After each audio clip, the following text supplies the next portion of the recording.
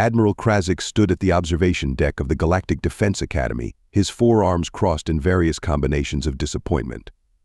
Through the reinforced plasma glass, he watched as the latest batch of cadets arrived for the infamous year-long survival course.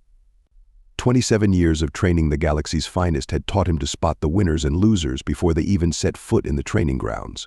But today was different. Admiral Commander Plix's gaseous form swirled anxiously beside him. They're here. The human's Krazix's scales shifted from their usual calm blue to a slightly agitated purple. All three of them. Yes, sir. And there. Smiling. Smiling? At the ELS course, Krazix's upper right hand involuntarily twitched toward his stress relief cube. Have they been properly briefed on the mortality rates? Thoroughly, sir. They just laughed. The Admiral's scales flickered to a deep indigo, a color reserved for moments of extreme confusion, or when the cafeteria served Jovian meatloaf. He activated the external sensors to listen in on the new arrivals. Below, 3 human cadets stood out among the various species gathering at the entrance. Not because they were particularly tall, the Andromedans towered over everyone at 12 feet, or because they were unusually colored, the Nebulons were literally glowing in pulsating rainbow hues. No, they stood out because they looked absolutely, infuriatingly calm. I'm telling you, Tank Sarah Storm Martinez was saying, her dark hair pulled back in what humans called a practical ponytail. This is going to be easier than that time we got lost in the Australian outback during spring break. Marcus Tank Thompson, a mountain of a human with skin the color of Earth's coffee beans, let out a rumbling laugh that made several crystalline beings nearby vibrate in sympathy. Nothing's easier than that, Storm. At least here we won't have to worry about drop bears.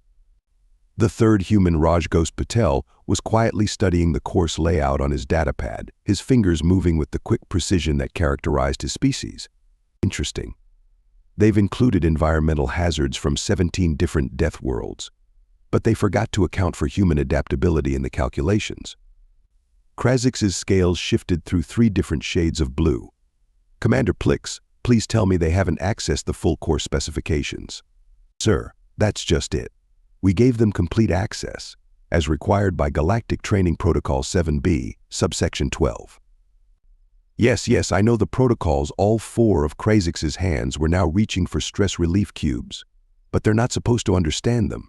The last species that tried to analyze the course specifications took 3 months just to decrypt our measurement systems. Below, the humans had moved on to checking their equipment. Standard-issue survival packs lay open before them as they casually violated at least 15 regulations by modifying their gear. Did she just turn her atmospheric regulator into some sort of primitive projectile weapon? Commander Plix's gaseous form condensed slightly in shock. And he's reconfiguring the emergency beacon into what appears to be a cooking device, Krazix noted with growing horror. But the third one? Where did the third one go? Right behind you, Admiral.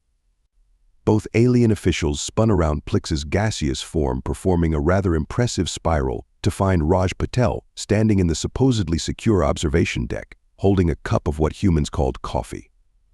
Sorry for the intrusion, Ghost said, not looking sorry at all.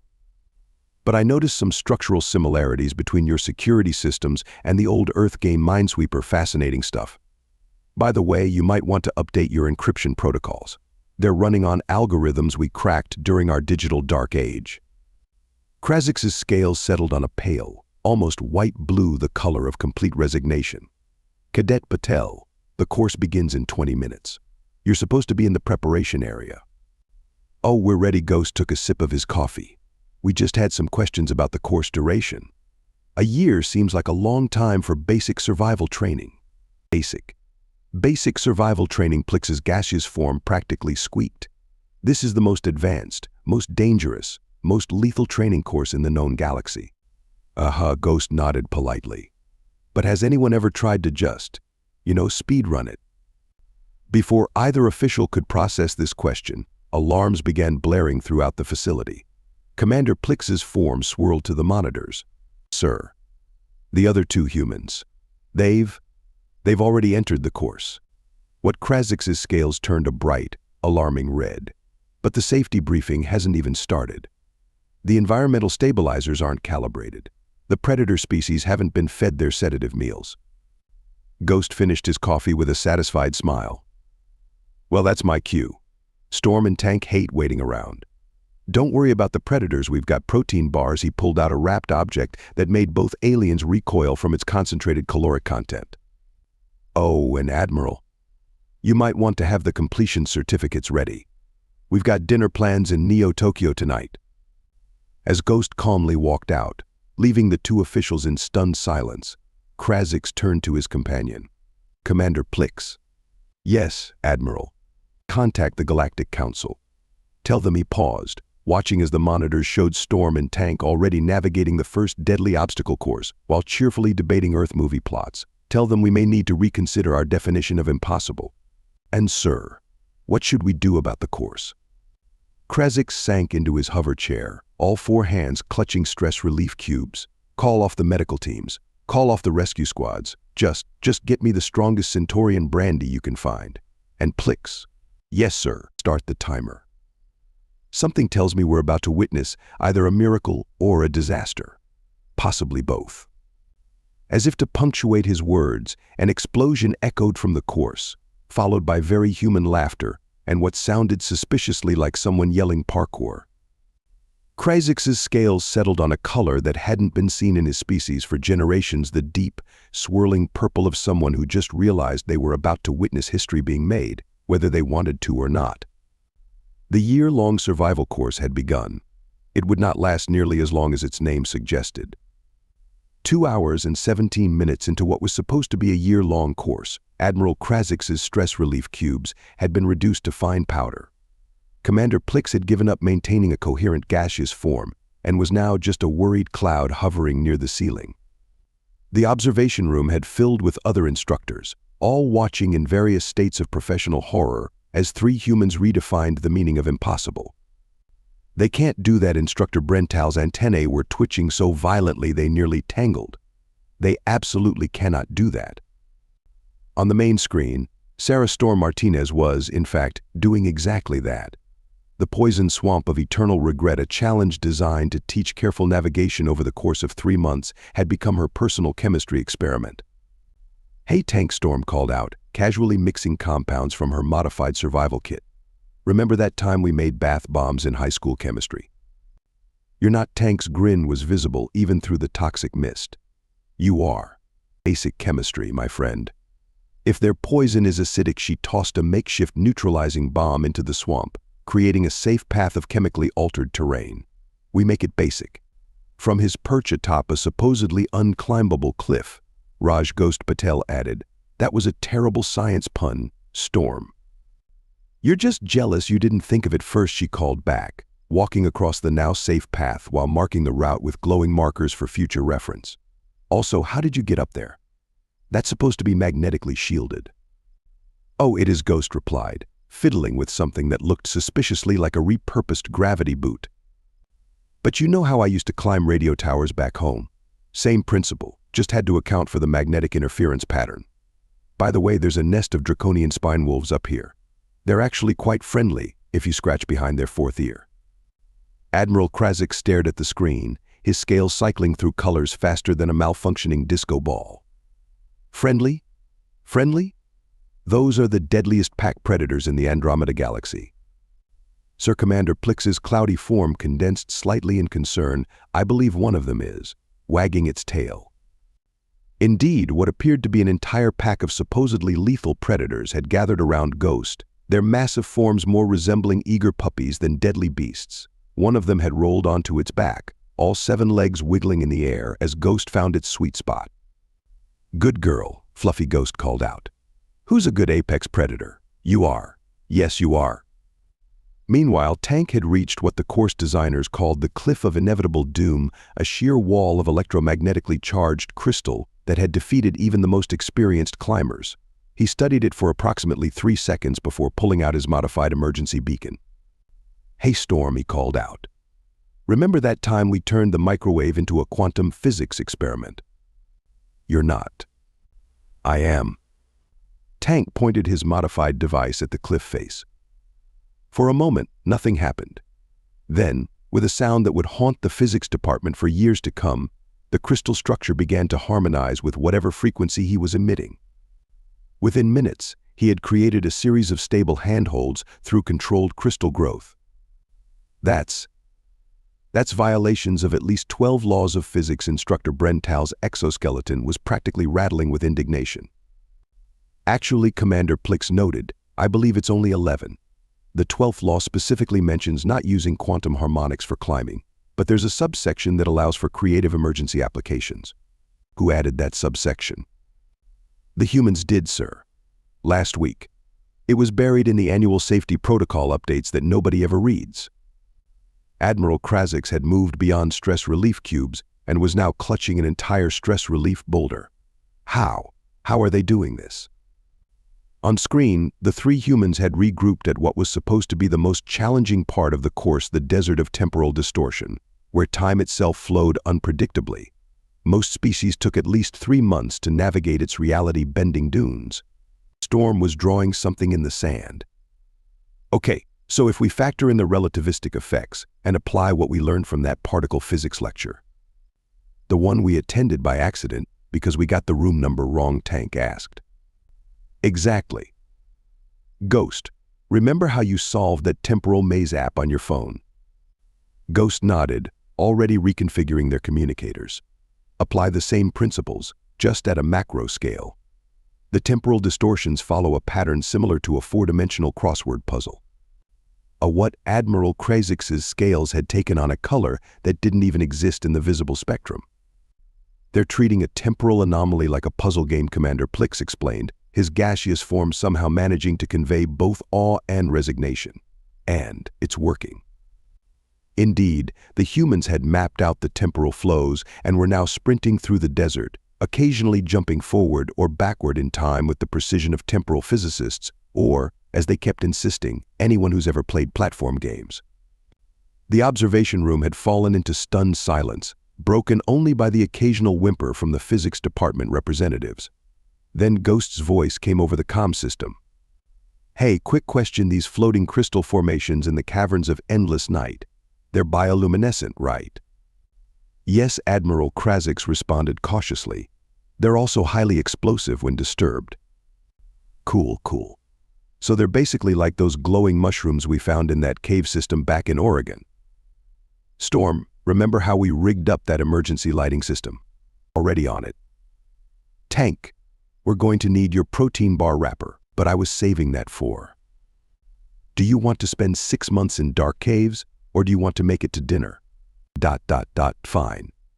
But you're buying me sushi later. The Admiral watched in mute horror as the humans proceeded to create an improvised lighting system using explosive crystals, protein bar wrappers, and what appeared to be chewing gum. Commander Plix. Yes, Admiral. How long have they been in the course? 4 hours, 13 minutes, and they just cleared another section. 4 hours, 14 minutes. And how much of the course have they completed? At current pace. They should finish just in time for dinner in Neo-Tokyo. Admiral Krazix's scales finally settled on a color, the pale, almost translucent blue of complete surrender to chaos. Prepare the completion certificates. And Commander. Yes, sir. And get me the Galactic Council on the line. And more brandy. Definitely more brandy. As if on cue, Storm's voice echoed through the facility. Hey, has anyone seen Ghost? And why are all these unhackable security drones following him doing the Macarena? The Galactic Defense Academy's observation room had transformed into what could only be described as an interstellar crisis center. 17 different species military representatives had gathered to witness what was either the greatest breakthrough or the most spectacular disaster in training history. Admiral Krazix, his scales now permanently stuck in a swirling pattern of confusion, watched as 3 humans approached the final challenge, the eternal night. They can't possibly, the Arcturian general's crystalline form vibrated with disbelief. No one survives the eternal night in less than 2 months. Sir Commander Plix's gaseous form swirled anxiously. They're approaching it. Differently. On screen, Storm, Tank, and Ghost stood at the entrance to the most feared section of the course, a massive environment designed to simulate the worst conditions of deep space survival. Complete darkness, random gravitational fluctuations, and predators that hunted by sensing fear itself. "Okay, Team Huddle," Storm called out, pulling her companions into a circle. "This is just like that time the power went out at summer camp, remember? When we had to entertain 30 scared kids during that thunderstorm," Tank grinned. "Ghost, you still remember the shadow puppet techniques?" "Better," Ghost replied, already modifying their equipment. "I figured out how to use the fear-sensing predators as natural light sources. They glow slightly when they detect fear, right?" Admiral Krazix's jaw dropped. They're going to. "Time for a ghost story," Storm announced cheerfully, her voice echoing through the supposedly sound-dampening chamber. "Did you ever hear about the Earth phenomenon called camping?"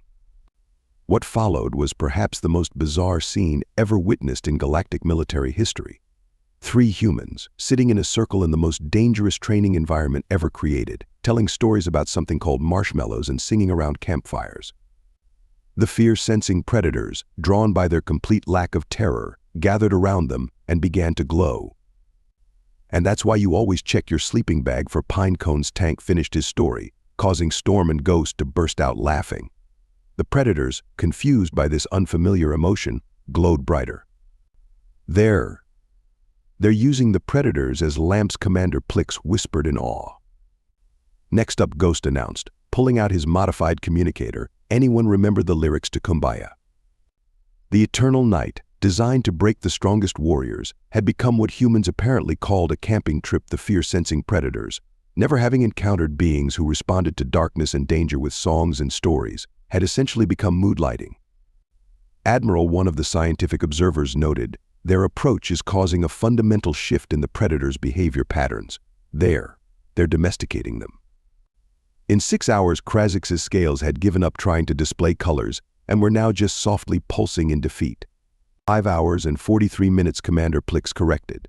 "And sir, they're teaching the other cadets." Indeed, through the observation screens, they could see other species cadets cautiously approaching the human campsite. Storm was demonstrating something called S-Moraz using emergency rations and a modified heat source, while Tank explained the concept of ghost stories to a fascinated group of Andromedans. Ghost, meanwhile, had somehow rigged up a primitive stellar projection system using their modified equipment and was giving an impromptu astronomy lesson about Earth constellations. The fear predators sat among the students, glowing contentedly like bioluminescent pets. Sir Commander Plix's form condensed urgently. "The Galactic Council is calling. Again." Admiral Krazix stared at the scene before him. Tell them, we're witnessing an evolutionary leap in training methodology. Also ask if anyone knows what a friendship bracelet is, because the humans are apparently teaching the predators how to make them." The next hour passed in a blur of unprecedented events. The humans not only completed the course but transformed it. The eternal night became known as the cosmic campground. The fear predators were reclassified as space puppies. And most importantly, every single training manual in the Galactic Defense Academy needed to be rewritten. As the 3 humans finally emerged from the course, exactly 6 hours and 28 minutes after they started, they were met by a crowd of stunned officials, amazed cadets, and several very affectionate fear predators wearing paracord bracelets. "So," Storm asked, brushing off some glowing space dust, "did we pass?" Admiral Krazix, clutching his final intact stress relief cube, managed to find his voice. "Pass? Pass? You've completely revolutionized our understanding of survival training. You've befriended creatures that have terrorized galaxies. You've turned the most grueling military course in existence into a summer camp." "Is that a yes?" Tank asked, scratching one of the fear predators behind its sensory organs. "Because we really do have dinner reservations." Ghost, who had somehow already accessed and revised the Academy's training protocols, added helpfully, "We've also submitted some suggestions for course improvements. Did you know you can cut power consumption by 60% if you just let the predators handle the lighting?" Admiral Krazix looked at Commander Plix, who had given up maintaining any specific form and was just floating there like a confused fog bank. "Prepare the graduation certificates and get me the Galactic Defense Council. They need to know." "Know what, sir?" "That we've been doing it wrong. All of it. The humans don't just survive, they adapt, improvise, and somehow turn every challenge into a social activity. They don't conquer obstacles, they make friends with them. They don't endure hardship, they have fun with it. So, about those certificates, Storm prompted. Yes, you'll get them. But first, I have one question. Krazix's scales finally settled on a color, a warm, curious blue. This camping activity, could you teach it to other species? The three humans exchanged glances and slow grins spread across their faces. Admiral Ghost said, pulling out his datapad, let me tell you about something we call team building exercises. 1 year later, the Galactic Defense Academy's year-long survival course was renamed Extreme Camping Human Edition. The waiting list was 3 years long. The Fear Predators had their own support group, and somewhere in the universe, 3 human graduates were probably teaching quantum physics to some supposedly unkillable creature. As for Admiral Krazix, he finally learned to appreciate marshmallows, even if he never quite mastered the art of ghost stories. His scales, however, had permanently acquired a new color, the exact shade of amused resignation that only comes from realizing that sometimes the best way to face the impossible is to invite it to a campfire sing-along.